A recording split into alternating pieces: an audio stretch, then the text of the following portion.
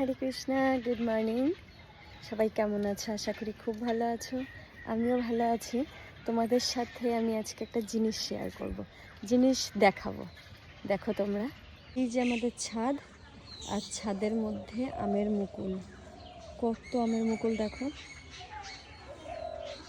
সামনের গাছটাতে দেখো কত মুকুল।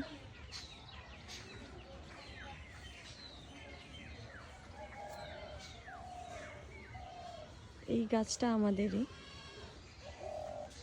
গাছগুলো তো দেখো কত মুকুল এসছে এবার।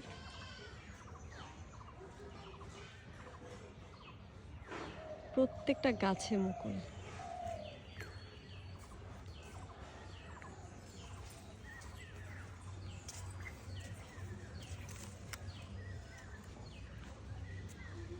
কত সুন্দর লাগছে না দেখতে।